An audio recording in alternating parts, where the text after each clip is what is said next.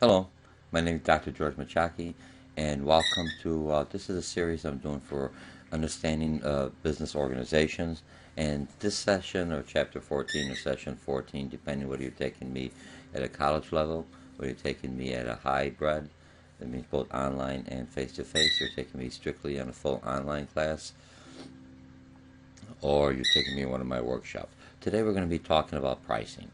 Now, pricing in general, just giving you pricing objectives for your small business or even a larger organization. How do I price my product to be effective going forward? So let's look at pricing. There's several things we're going to look about in pricing. First of all, we're going to have to develop value. Pricing is a relationship to the value we're going to have.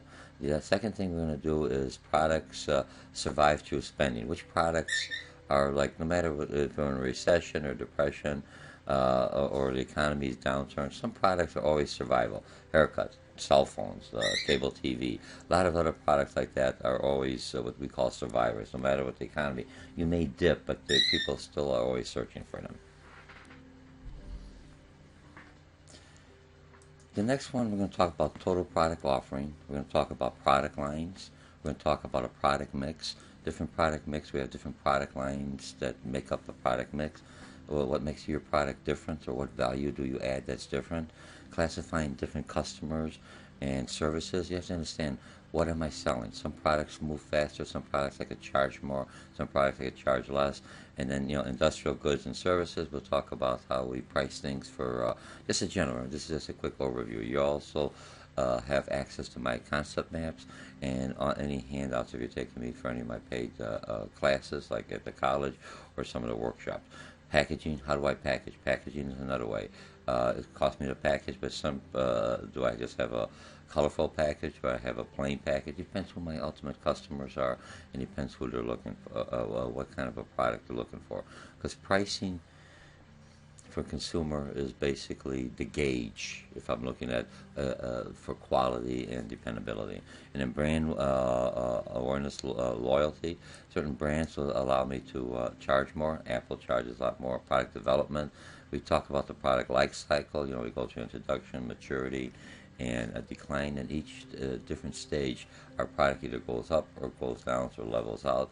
What are our pricing objectives? How much return on my investment do I want? How much should some of my pricing should incorporate my marketing objectives? What are some different pricing schemes? No, and these are just general. There's more in-depth classes, more in-depth workshops. This is just something that the bottom line is a lot of, when I'm coming up with a new product, you look at the break-even point. When do I break even? And then I start making money. I mean, that means I pay for my equipment, my labor, and all I'm doing is adding in, for lack of better words, are just for the inventory and the other costs to make the product. All right, so let's start with this. I'm going to move this all over. Again, we have the concept maps. I'm going to try to make this a little bit bigger, and I'll go, maybe like, let's see, 200 seems to be a nice one. Okay, so let's go. Pricing, value. When I'm selling a product for good, the consumer is looking at the value, the quality that I'm giving for the fair price. A lot of times when I'm looking at regular consumers, that I'm looking at, not business to business, but consumers equate price to the quality of the product they're getting. That's one of the gauges. That's the only way they could gauge.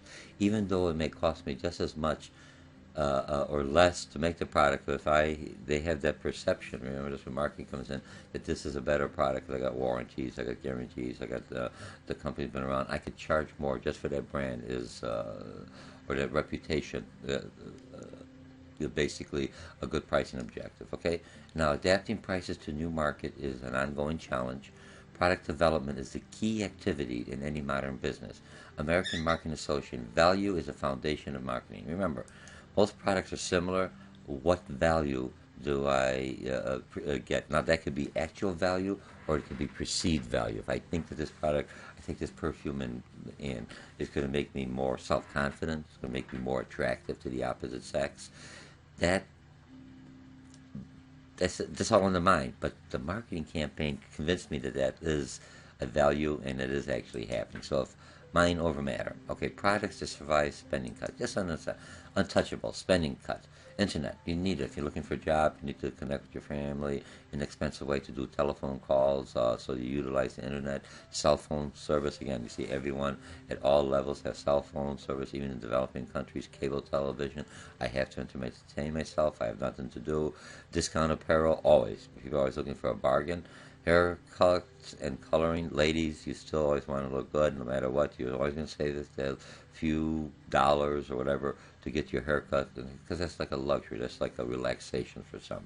And fast foods, they're untouchable. Fast foods sometimes are dropping down because you have the next level of Chipotle's or TJF Fridays or some of the other ones that are going in there, and they're basically looking at taking the market from the fast food. The younger generations want fast food, but they also want to have a little more environment, not in and out like that. So you have like McDonald's and Burger Kings. They're losing their money for this next generation of fast food.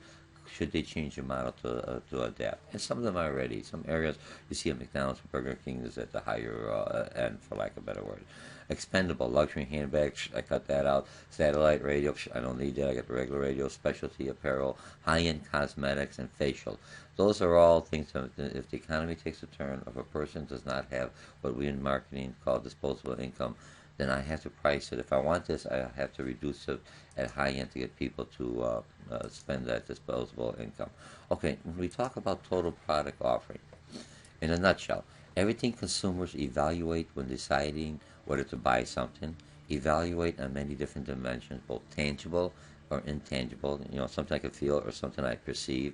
Marketers must think like consumers to find out what is important. I teach a consumer behavior class, and that's when do I do the triggers, and it depends on which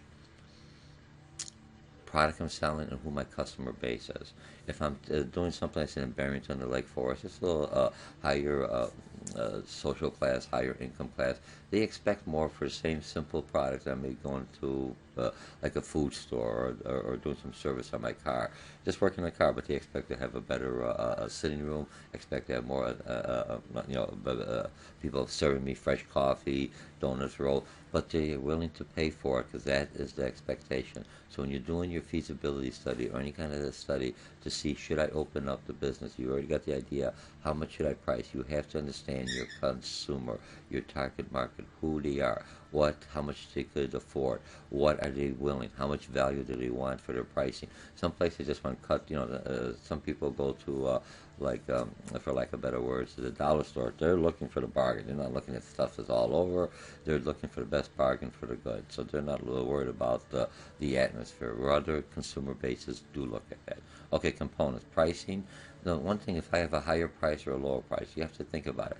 If I'm opening up a business, if I set it too low, I've already established to the consumer's mind, I'm branding my store what kind of goods. Dollar store, I understand that it's going to be all low end, even though it's a high quality, but it's I may not be able to buy the same one again because they're buying it from like an overflow or overstock. If I look at that, you got the higher prices, but only a limited amount, and they're discontinued product lines. But they're still good products. It's just they don't make that color or to make that feature, or they add something else on there. Okay, but if I have a higher pricing, could I give them a payment plan? You're paying, that's where credit cards come in. Or do they pay cash or credit? Or do I give them discounts if they buy bigger? If you look at Costco's and Sam's, you could buy the same item maybe for 2 or 3 cents, but you could buy 20 of them. If I don't use 20 tomato sauces because I only cook spaghetti once a year, it's not a good advantage because then it takes away storage place. I got to keep it cooled, air conditioning, and the product could be, outdated.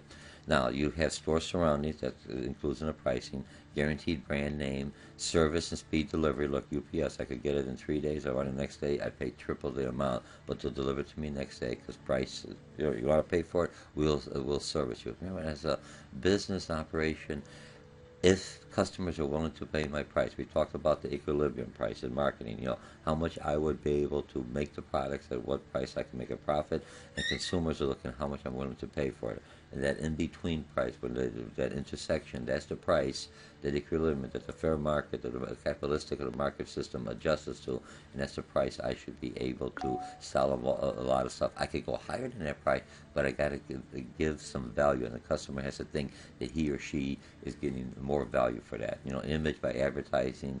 And Apple has that. They're buying that, even though you could get a Samsung that's just as good. It's maybe sometimes even better, and some of the functionality. But if those functionalities don't mean anything to you, then the price was nothing. I want functionalities that are important to me. And a lot of times with brands, my friends have an Apple, because I have that FaceTime. The FaceTime and Skype, if I look at Skype, I got to go in, log in. FaceTime is anyone who's got a computer, I'm in there. Right off the bat, I don't have to worry about going to Exchange, dialing and everything else. It's part of that. And you see the mainframe is going to start leaning more towards that. You have and I'll just leave that when we go into our marketing, okay? Now, product lines. You have to understand what a product line is. A product line, I'll open these two up together because a product mix is many product lines. So product line is a group of products that are physically similar or intended for a similar market. Product lines often include competing brands like M&M's and peanut butter, M&M's. So remember, you got different product lines. I'm still selling M&M's candy, but then I have another product line that's M&M's with peanut butter, and I have another M&M's that just have peanuts, okay? And then mint M&M's or dark chocolate. These are all product lines. If I look in a car dealer, I go into a car dealer. What do I expect in a car dealer? They got the SUVs, they got the mini cars, they got the hybrid cars. Those are all individual product lines. So product lines basically make up a product mix. It's a combination of all product lines offered by a manufacturer or service provider. Product mix like Procter & Gamble's can be extensive. Extensive means they're all over. They got a lot of different types of cereal for different markets. I got if I look at the shredded wheats, I could get shredded wheats plain. I could get shredded wheats with sugar on it. I could get shredded wheat. They still fall into that product line, but different variations depending on the different markets that I'm trying to attract. Laundry detergents, diapers, potato chips. So when I'm looking, if I go to, and I'll use the example, if I go to Staples or Office Max, I'm not trying to push one over the other, it's just the first thing that comes to my mind. I go to Staples, Office Max, I expect to find office supplies. They got a product line just for paper, they got a product line that has computers, they got a product line that has staplers or writing equipment. And for my product mix at Staples, I know anything I want for a business, for operation, for inventory, for paper and computers and ribbons and ink. I will find it there. I will not expect to go into Staples or Office Max and find washing machines, refrigerators, big refrigerators. So I may find a little refrigerator just for the office, but that's not my product. It's something I expect to find it. I won't expect to see them selling cars there because it doesn't complement the product mix. Okay. So, and that's how we brand the name. The next one's product differentiation. Basically, in a nutshell, the creation of real or perceived product differences. Marketers use product mix of pricing, advertising, and packaging to create different images. Example, bottled water, aspirin, food, laundry detergent, shampoo. You see them different colors, different prices. Still shampoo to do your hair, but some says, wait, we add this one makes your hair fluffier, this one doesn't, is biodegradable, this one environmentally safe, this, whatever. And the packaging is recyclable. All those are parts of the product. I figure if I get an environmentally green product or recyclable product all the way through, that I'm willing to pay a little bit more to save the environment. So the pricing will go up on that because I'm very specialized for that. Or if I just want a pure generic, I get nothing, generic shampoo, and that's it. So I pay less for it, okay? Now, classifying customer goods and services. When I'm looking at a customer's, you have industrial goods and services, I classify them by different attributes, for lack of better, the ease of getting the product. Convenience good, located, ease, little effort. Frequent base include gas. You go to a gas station, I'm already there filling up. I could buy pop, it costs me $2, right? For $2, I could buy on sale sometimes at Jewel or Walmart or whatever. I could get $2 or for $3. I could get 6 bottles. Here I'm paying for one because it's cold, it's convenient, it's right there, and I'm going to get it. Okay, so that's a convenience. But if you're a convenience store, your pricing could be a little bit higher because people don't like to go to the Walmart or like supers or the larger stores and buy, get away in line. Just want the one item. It's convenient. Now, shopping goods, when I'm looking at shopping goods, I buy only after comparing value, quality, prices. Include clothing, shoes, appliance, furniture, childcare, home remodeling. I shop around. I go on the internet, and internet is when you look at internet for pricing, you get some information there. You know, when we look for searching, we had some a discussion a while back. Where does the customer get their information? It's either on the packaging or the salesperson, or a lot of times they'll go to internet and do a search. And so you have to make sure you have a good website that includes that. Specialty goods, small markets. Make effort to get them. You know, small markets. They're very specific, like unique characteristics, brand loyalty. You have brewery, automobiles, Ritz Carlton, hotel, fur coats, very special jewelry, Rolex watches. I only need the one fur coat. Some people may have more, but you know, one fur coat, one real nice watch. The majority of the customers, some have a collection. I'm just saying, it depends on the market. If I'm in a highly higher income area, they may have several different. I can sell them more jewelry or bring the jewelry in, but there are specialty stores that only specialize in that goods. So I have to go out and find them. The next one they're looking at is unsought products. Customers haven't thought of buying until they need them. Example, car towing, funeral services, rental insurance, plumber. When do I need a plumber? When it goes back. When do I need a heating, air conditioning? When my air conditioner goes out. So how do I price those things? Because you know they only use me once. Once they fix my plumbing, until the next time it's broken, then I'll go back to them. So I have to. My price is a bit higher. You know, do I get them off the bat or do I get repeat customers? So sometimes pricing, remember when you're looking at discounts and how do I get customers in the unsought goods or convenience, all these are different pricing structures depending on the access or the availability of other competitors or access availability of that product to the end customers. Now, industrial goods, I have two things. You have to look at industrial goods because my pricing is a little different. I look at quality. You know, business to business. I'm looking at delivery time. The packaging, I'm not too concerned as long as you get it to me intact. I'm happy. But products are used for production of other products. So industrial goods is a component. When I buy something, I'm not not going to end customers. I'm buying this part at a certain price as long as it's not broken and meets my specification because I'm including it into my product. If it's a laptop, I'm buying a battery from someone else. I'm Apple. I don't make batteries. I may do some of the processors, so I buy batteries from a battery company, and I get it by bulk. I buy a lot of them, and they are part of my end product. So I incorporate it, and then I tax them later. So remember. So it's installation, accessory, capital, supply, and services. So I price them a little different. When we look at the 4 P's of pricing: price, product, promotion, and place. Price takes a second tier or a third tier because I need the product, I need it to the specification, I need a certain color, I need a certain tolerances, so I'm willing to pay a higher price because it's basically special. I need that to fit into my component. So price is there, but I need the other things, the quality, everything else to get it on time. Now packaging is what we call the silent, for lack of better words, the silent salesperson. So change and improve the product base. Microwave popcorn, tuna pouches, like these can come in cans. People hard to open up. So instead of making the popcorn in a big container and you put it into a popcorn maker, popper for lack of a better word, it comes nicely packaged because the technology, the microwave, I have to put it in so it comes out pop. Microwave food, there basically used to be frozen food you put in the oven. Now you can put it in the microwave, but they want it crisp, and technology allows it. So I changed my packaging so when they open it up, they don't have to put it in another plate. They could eat right out of it.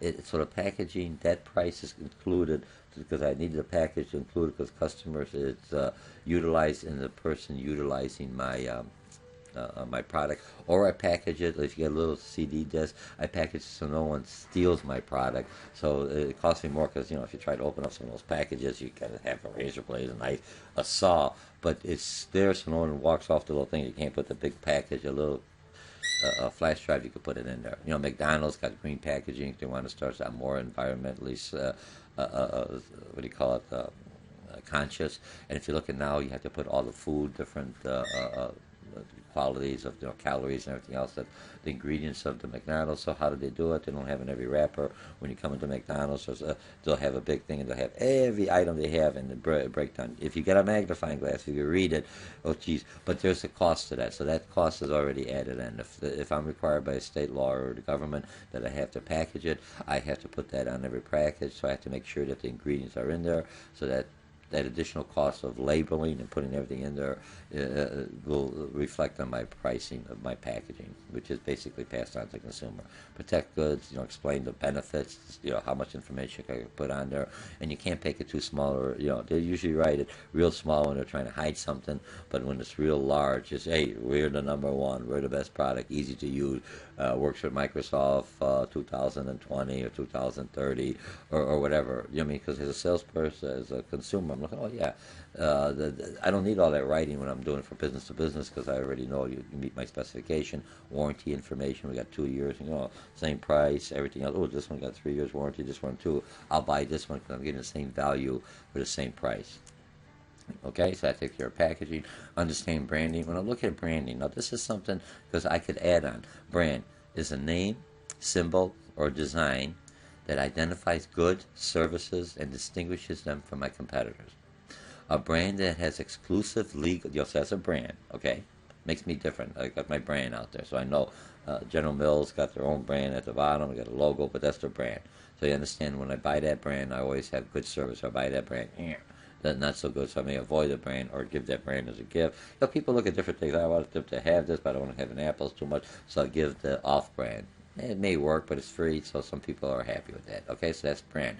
The next one is trademark. A brand that has exclusive legal protection for both the brand and its design. Trademark is illegal. It gives me my rights that no one can use my brand.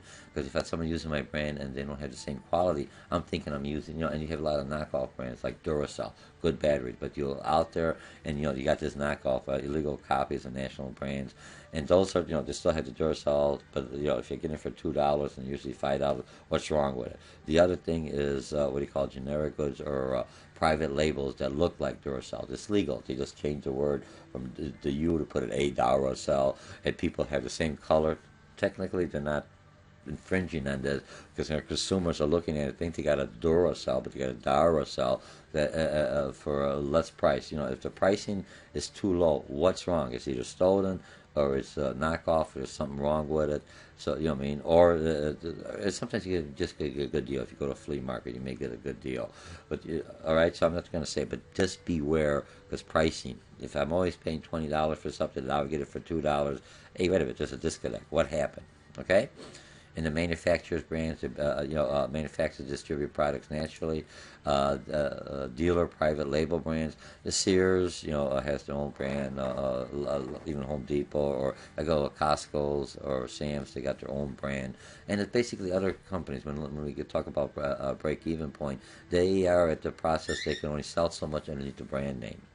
So what do I do with the rest of them? Still got the manufacturing. I sell to the private label. I reduce the cost. I made my money the high end, and now I'm still breaking even because my bills and everything are paid. I'm just paying for the inventory and the time, and I can spit out with the brand name and with the private label name, and I don't change my production, but I got another customer base. Look at it as a different market.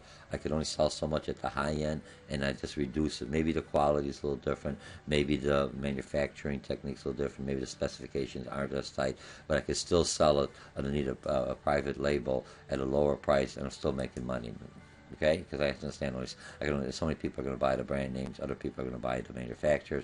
So I'm in all those different segments at different levels, and maybe the goods change. Instead of having it all copper coated, now I only got silver. I've got some generic metal or something else, or not 100% copper is plated now. Okay. And then generic goods are non-brand products that sell at discounts compared to manufacturers or dealers. A lot of times they're close, and they could be, for lack of better, may not have the same consistency if I'm looking for quality. Everything's good, but one potato chip is bigger than the other. And, if you go to, like, Lay's or some of them, they're all the same size or close to the same size. So, that makes sense. So it's also selling for quality and good. Where generic is... I don't want to get rid of it. It's still good product. There's nothing wrong with it. It tastes the same. It just doesn't meet my standards. A little bit too big or a little bit too small.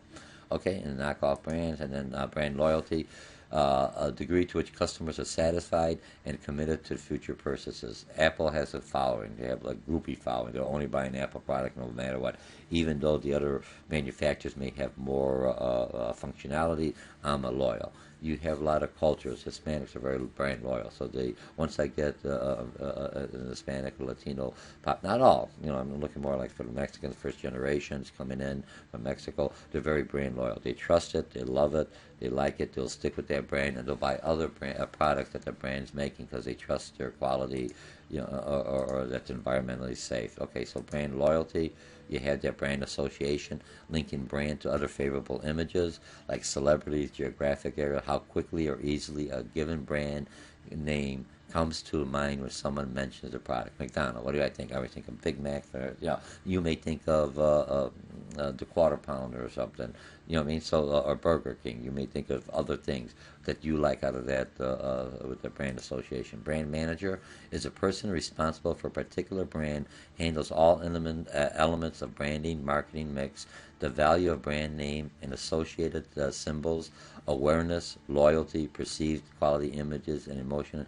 So that's the brand manager. Make sure it's online. Brand equity. This is everything else that I could charge more. Brand loyalty. Degree customers are satisfied and committed to future purchase. Some people never buy anything by a Chevy. Others will always stand by a Ford. Others will always buy a Honda. No matter what, they said, I love this. I like the Lord. I have that quality, unless something drastic happens, like the airbags on Honda's having little problems, or Toyota's having, even though it's not there, they don't make the airbags.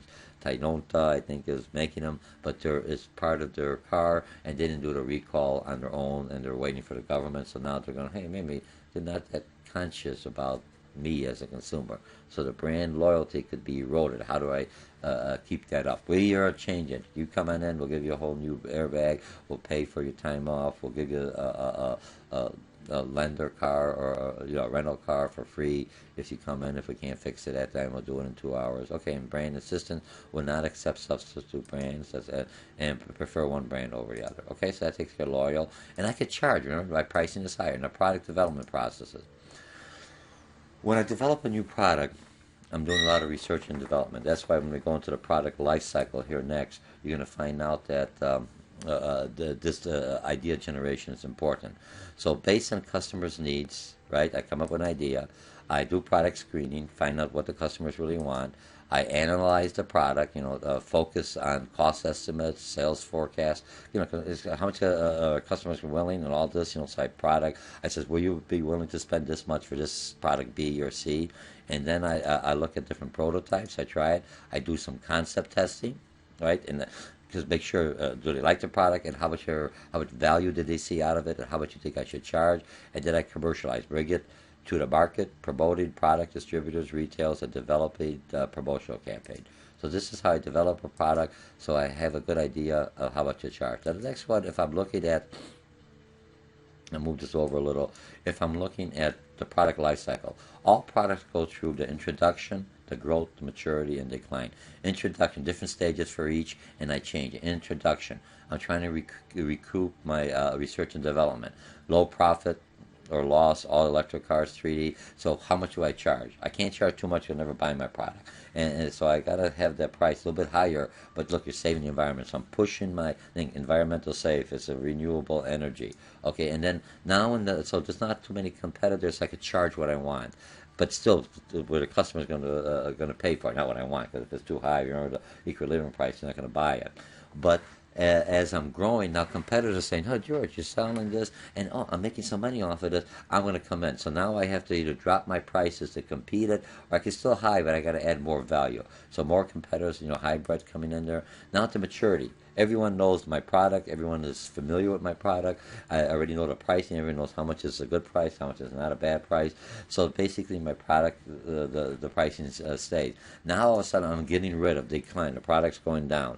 When I'm saying decline, it's not wrong along with it, there's new product, new innovation.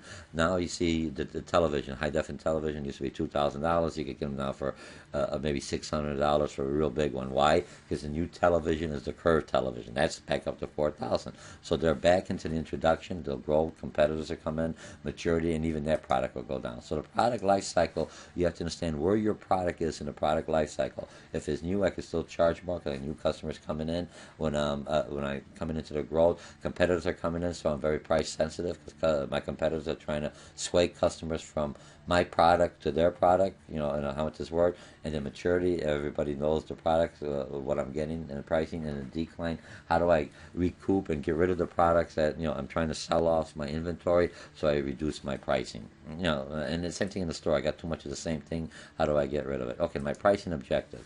The bottom line of pricing is how do I make profitability? So you have to look at this break-even point in variable. Let me just jump these two together. So if I'm looking at break-even point, the total cost, all costs that remain the same no matter how much a product is sold or produced, okay?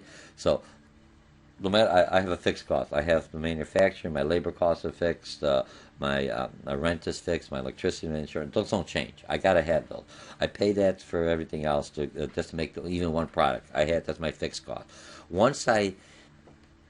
Okay, so that's my fixed cost. Now the variable costs change according to production level. I have more products coming in, so I need more inventory, more supplies to make the product. But overall, as I look at the process to determine profitability at various levels. So once I pass my fixed costs of paying my rent and everything else, I have a certain pricing. That's usually my high-end pricing, my brand name. After I paid all my rent, I could start doing, and people only are going to buy so much from the brand name. I could start selling my product to private labels because I already broke even.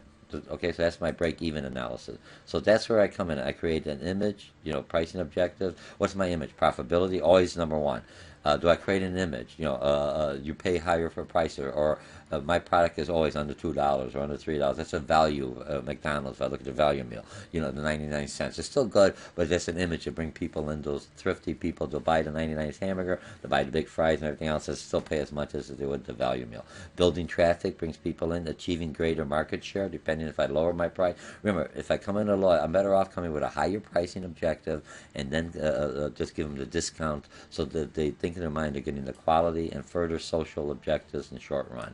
Now, different pricing schemes. Holy mackerel, Dr. George, you got a lot. Market price, you got to know what the customers are willing to pay. Value pricing, service, goods for value. If I'm adding something, I could charge more. Target pricing, costing. What will the market pay for? Subtract the desired profit, and this is the cost is what's left is what I get. The base cost is measures the cost of producing a product, including materials, labor, and overhead, and add the profit margin. What rivals are charging? I got to know my competition because they're the ones coming in. Now I got high-low pricing using regular pricings that are higher than the what do you call it, the best prices out there. So I'm looking at my competitors, especially except during special sales when they are lower. Remember, so this is the suggested prices. So that's why customers, these are the market prices. This is my suggested prices, but like jeans, suggested price is $50, but you go to Kohl's and you get them for $20. So you say, oh man, look at all the value I made. Okay, and Kohl's does that. Okay, now skimming prices, pricing new products high to recover costs, research and development, making profits higher while competition is limited. So I'm doing that in my for lack of a better word, I'm doing that in my product life cycle. Remember, in my introduction, penetration pricing, I'm coming in low to bring my product in line so people at least try it. Starbucks does a lot of that when they come up with a new type of a coffee. It's lower than a regular coffee, but so you could try it, and then after people like it's introductory price, and then they go up. Everyday low prices, all right? So you have everyday low prices. When I look at the everyday low prices, setting prices lower than competitors with no specials, no trills and frills. I think that's what Costco's and Sam's are doing. Psychological pricing at different price points. Because me as a consumer, if I'm paying more, I expect higher quality, and there may be nothing different, just be it fancier packages. And when I find out the components are the same, I make a different color, or instead of plastic, I may make it a little metal looking. So I'm thinking I get a higher quality, make it a little heavier. Because it's all in the mind. There's nothing different. It's just the casing is a little bit heavier. Price leadership. firms that lead the pricing, competitors follow, and the other one is demand oriented. Consumers are only willing to pay so much for the goods, otherwise they're not gonna buy the product because in their mind they don't see any value on it. Okay, so we take care of that. Let me just bring this in here, and we're doing very good today. And let me bring that. Okay, so this is what we did today. Today we had a pricing objectives from small business, whether you're taking me for some marketing workshops or marketing classes, or you're taking me for small business management, anything else. I have to do as a business owner, small, medium, large, I have to understand the different prices, what's going to bring customers in. Prices equate to quality for the consumer market. Business market is also there, but I'm looking more for the quality of products. All these, to survive, pricing is very sensitive. It depends on certain markets, very sensitive. I raise the price, they go to my, because they got an alternative, I raise the price of coffee too much, you're going to start drinking tea or some other drink that gives them the stimuli. So when I'm looking at this total product offering, pricing, remember, pricing is part of your brand, is part of your image, is part of your business. If I open up my business, I start off too low because I think I want to penetrate, it's harder for me to raise my prices because customers say, hey, wait a minute, they're too expensive and I got it for nothing now. Now he's raising and he's not giving me anything different. Sometimes you have to look at your customer and what you're trying to achieve. Look at it. If I'm looking at Walmart sells a lot of goods at a lower price, and then I have Macy's or Carson's or J.C. Penney's or Marshall Fields. They sell a lot of price goods, smaller goods, but a higher price. But when I look at their profit return on investment, profit return, how much you're making, they're basically equal. One sells a lot of little stuff at a lower price. One sells a lot of very little stuff at a higher price, and they come out with the same profit margin at the end. So remember, your pricing objective depends on where you want, what kind of message is part of the branding. Customers look at that. Pricing is a trigger, a consumer trigger, so you have to be careful. You got to be very price sensitive to some. If I'm looking for unsold goods, I don't mind. If my car is broken down, I can't say, well, I'm going to shop around. I think your total service is a little bit too much. No, you're here. This is the price. You're stuck. You have no choice. You paid a high price. You have no shopping because you need it now. Okay? So again, pricing is something that makes business successful. Pricing brings profitability in. Pricing pays for your customers to come into you. Pricing also, your brand, if you got a brand name or anything else, and where you fall into the product life cycle, you should be always adjusting your prices. Don't stick with the same price. Look, I'm working someplace, I got experience, I expect to get paid more. Look at me as a product or a service. If I'm a brand new person, you're lucky you got a job, you have no experience, I'm paying you less than someone who's got 10 years experience or someone who has a college. Okay, so again, my name is Dr. George Mochocki, and welcome to this section. This is a course I'm doing in organizations or small business or in business in general, and how does pricing affect my ultimate product line? What do you want to do with the pricing? What message does it send you when you are going in there and you're pricing your product? Be very sensitive and look at your pricing as your external forces and competitors come in. So I have the right pricing, so I still keep my regular customers happy, and I still have a good pricing that brings in other people in because I give them the value, and people look at the total product and look at the total value of my product. Again, so I'm Dr. George Mochocki, and thank you for watching this YouTube. I hope it's beneficial. Bye. I know it's beneficial.